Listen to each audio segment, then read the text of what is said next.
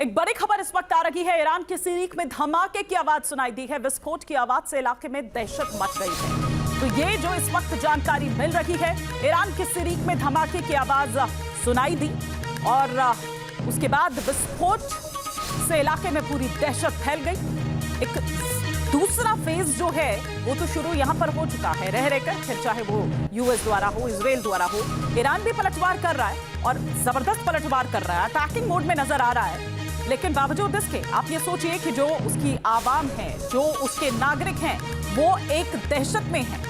लगातार बजते वो सायरन, लगातार, क्योंकि अब एक लंबा वक्त हो गया है, आप ये सोचिए। और उसके बावजूद अभी भी ये युद्ध थमने का नाम नहीं ले रहा है, बल्कि अब तो एक नया फेज, सेकंड फेज जो है वो इसका शुरू हो चुका है। विस्फोट की आवाज जिससे इलाके में दहशत फैल जाती है। ईरान का सिरिक जहां पर यह धमाका होता है।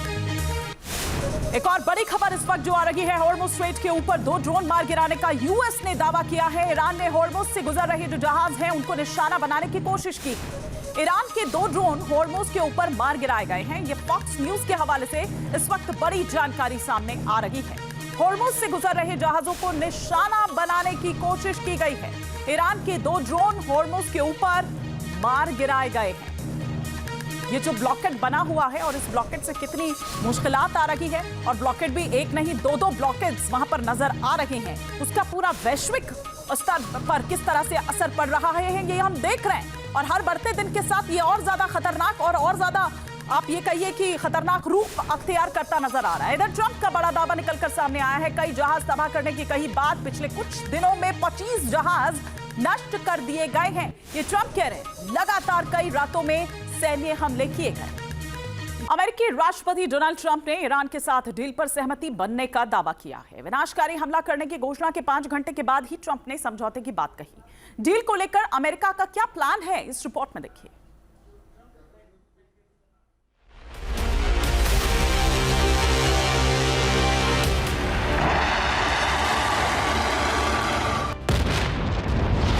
मिडिल ईस्ट में शांति बहाल होगी या बारूद की बौछार जारी रहेगी, इसे लेकर उलझन बरकरार है।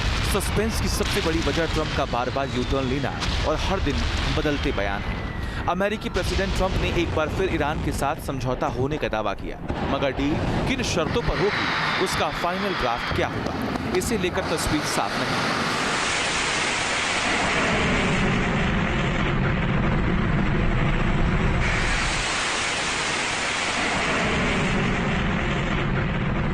पश्चिम एशिया में अमेरिकी बमबारी के शुरू होने से कुछ मिनट पहले राष्ट्रपति ट्रंप ने ईरान पर होने वाले हमलों को रद्द करने का ऐलान कर दिया। ये सब तब हुआ जबकि अमेरिकी फाइटर जेट्स और मिसाइलें ईरान पर कहर ढाने के लिए पूरी तरह तैयार थी।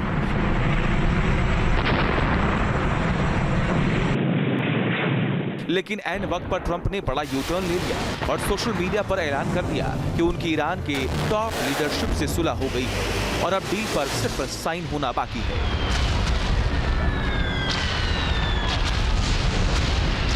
ईरान के साथ डील को लेकर ट्रंप ने एक तरफा ऐलान किया।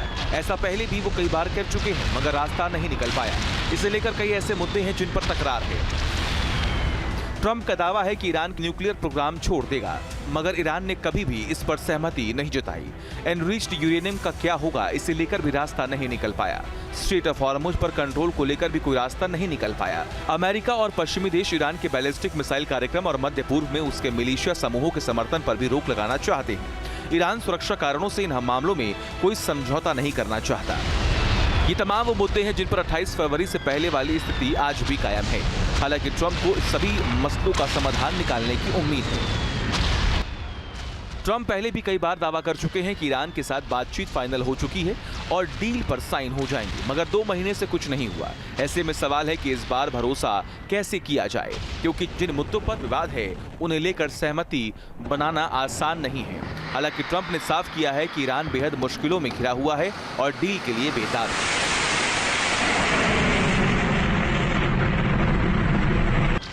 ट्रंप अपने इस दावे पर कायम रहेंगे या नहीं, इसे लेकर कुछ कहा नहीं जा सकता।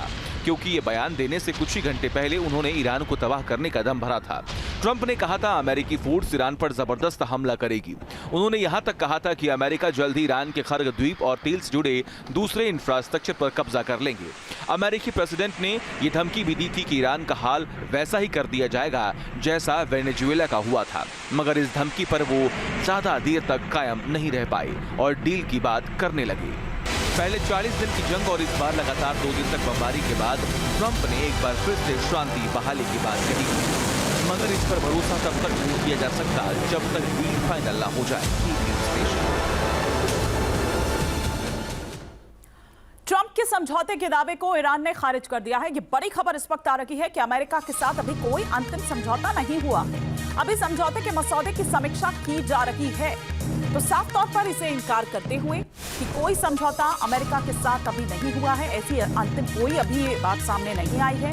ट्रंप के समझौते के दावों के बाद ईरान ने इसे खारिज कर दिया।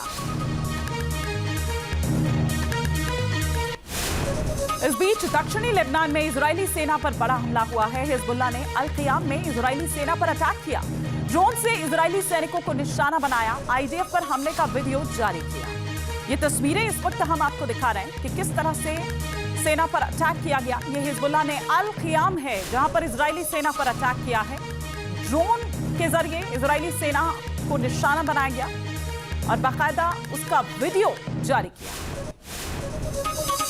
मिडिल ईस्ट में तनाव के बीच हिजबुल्लाह का बड़ा दावा सामने आया है। इजरायली हार्मस ड्रोन को मार गिराने का दावा किया जा रहा है। दक्षिणी लेबनान के खारदली इलाके में गिरा इजरायली ड्रोन। हिजबुल्लाह ने सतह से हवा वाली मिसाइल से हमला किया।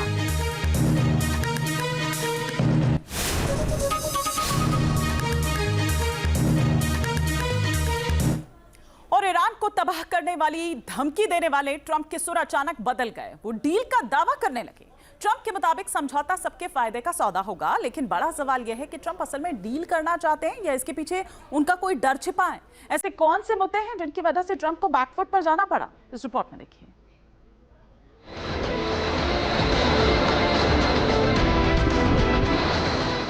पहले बमबारी की धमकी, फिर मारी पलटी। ईरान के मुद्दे पर ट्रंप की रणनीति क्यों उलझी? पश्चिम एशिया को लेकर अचानक स्थिति कैसे बदली? दिमागों के बीच चुनौती, बैकफुट पर क्यों आए अमेरिकी राष्ट्रपति? ईरान का मुद्दा ट्रंप के लिए ऐसा संकट बन चुका है जिससे वो हर हाल में निकलना चाहते हैं, मगर तमाम कोशिशों के बाद भी उन्हें कोई रास्ता नहीं मिल पा रहा है। इसलिए कभी वो धमकी का सहारा लेते हैं तो कभी खुद ही डील का राग अलापने लगते हैं।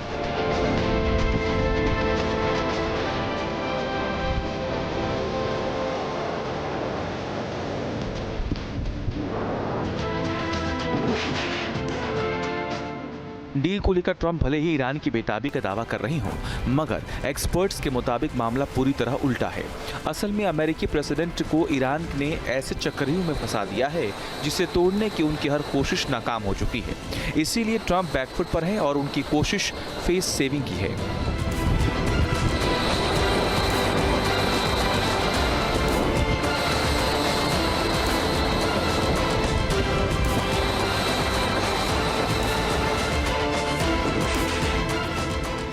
ईरान ने 40 दिन तक चली जंग के दौरान अपने मिलिट्री पावर से अमेरिका को न सिर्फ चौंकाया बल्कि उसे नुकसान भी पहुंचाया। 10 और 11 जून की स्ट्राइक के दौरान भी आईआरजीसी ने जबरदस्त पलटवार किया। जवाबी हमले में ईरान ने अमेरिकी बेसों पर तबाही मचाई। एक्सपर्ट्स का मानना है कि ईरान की रिएक्शन के बाद ट्रंप प्रशासन को एहसास हो गया कि अगर युद्ध हुआ तो बड़ा झटका लग सकता है।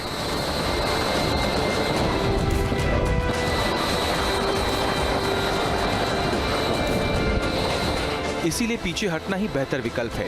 इसके अलावा ईरान ने सीज फायर के दौरान जिस तरह अपना मिसाइल और ड्रोन प्रोडक्शन बढ़ाया, उसने भी अमेरिका की परेशानियों में इजाफा किया।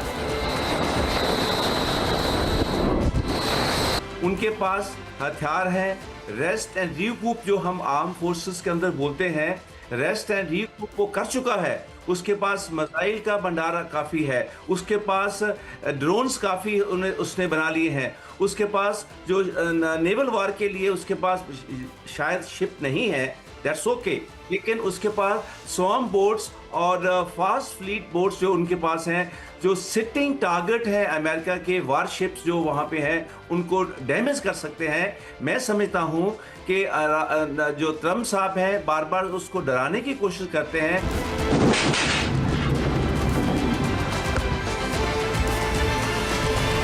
ट्रंप की शुरुआती रणनीति ईरान पर दबाव बनाने और सरेंडर करने के लिए मजबूर करने की थी। इसीलिए जबरदस्त सैन्य तैनाती की गई। 28 फरवरी को हमला भी किया गया, मगर ईरान ने काउंटर अटैक के जरिए सुपर पावर को सबक सिखाया। इसके बाद ही पेंटागन को एहसास हो गया कि यहाँ किसी भी तरह की कार्रवाई जोखिम भरी हो सकती है और नुकसान ज्यादा उठाना पड़ सकता है, क्योंकि ईरान की तैयारी पहले से बेहतर हो चुकी है। उनका अगर ट्रैक रिकॉर्ड देखा जाए तो वो डराने की कोशिश कर रहे हैं और वो ये शायद समझ नहीं रहे, ना ही उनके एडवाइजर उनको ये बता रहे हैं। ईरान ऐसा कंट्री नहीं है। ईरान को जीतना या ईरान को धमकी देना ये बहुत ही मुश्किल काम है। वो शायद उन वीक कंट्रीज के साथ कंपैरिजन करके धमकी दे रहे हैं। आज ये स्टेज है कि 40 डेज वार के बाद जो ईरान है वो सक्षम है अमेरिका के साथ अगले 6 महीने के लिए लड़ाई करने के लिए। ट्रंप का मकसद ईरान का एनरिच्ड यूरेनियम हासिल करना है, मगर अब तक की तमाम कोशिशें नाकाम हो चुकी हैं। इसके अलावा ट्रंप ने खर्ग द्वीप और ईरान के दूसरे ऑयल इंफ्रास्ट्रक्चर पर कंट्रोल करने वाले बयान भी ट्रंप ने कई बार दिए, लेकिन कुछ कर नहीं पाए। ऐसे में आखिरी विकल्प ग्राउंड ऑपरेशन का बचा था। इसे लेकर ट्रंप प्रशासन ने रणनीति भी बनाई थी, मगर हकीकत समझने के बाद यू टर्न लेना पड़ा, क्योंकि यहाँ सैनिकों की जान को बड़ा जोखिम था।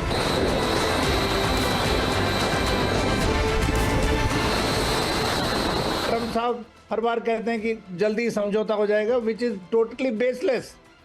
हो ही नहीं सकता, क्योंकि ईरान की डिमांडें भी बड़ी जेन्युइन हैं और अमेरिका उसकी डिमांड्स की तरफ नहीं देख रहा है, सिर्फ अपनी डिमांड्स की बात कर रहा है। और अगर कोई हमला हो भी गया, ये बहुत ही टेम्परेरी लेवल पे होगा, और क्योंकि उसका एक एयरबोर्न डिवीज़न वहाँ उस इलाके में है, 82nd एयरबोर्न डिवीज़न जो हॉर्मूज के इलाके में है, तो ये एयरबोर्न ऑपरेशन कर सकते हैं खड़ग आइलैंड के ऊपर, लेकिन ये बहुत ही चुनौती भरा होगा, क्योंकि इसमें कैजुअलिटीज के बहुत ज़्यादा चांसेस हैं। ईरान मुद्दे पर ट्रंप के पीछे हटने की एक और वजह स्टेट ऑफ हॉर्मुज है। अमेरिका ने भले ही यहां नेवल ब्लॉकेट किया हो, मगर ईरान ने अपना कंट्रोल नहीं छोड़ा। सीज फायर के दौरान अमेरिका ने जब यहां हमला किया तो IRGC हॉर्मुज को पूरी तरह बंद करने का ऐलान कर दिया गया। इससे तेल की सप्लाई को लेकर संकट खड़ा होना तय था, जिससे दुनिया में टेंशन बढ़ी और पर दबाव बढ़ गया। अगर हालात ऐसे ही रहते हैं तो मुश्किलों में और भी इजाफा हो जाता, लिहाजा ट्रंप को अपना रुख बदलना पड़ा।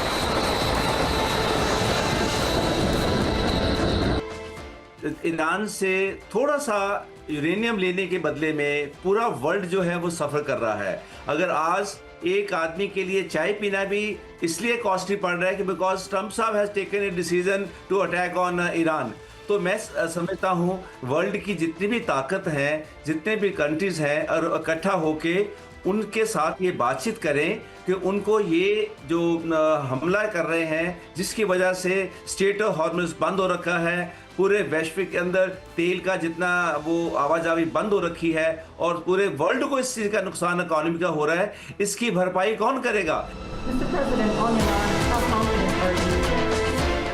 ईरान के साथ जंग का अमेरिका की अर्थव्यवस्था और महंगाई दर पर सीधा असर पड़ा। मई के आंकड़ों के मुताबिक अमेरिका में महंगाई दर बढ़कर 4.2% तक पहुंच गई, जो 3 साल में सबसे ज्यादा है। अमेरिका में पेट्रोल और ऊर्जा की कीमतों में लगभग 40% से 50% तक का इजाफा हुआ। ईंधन की कीमतें बढ़ने से माल ढुलाई और परिवहन का खर्च काफी बढ़ गया।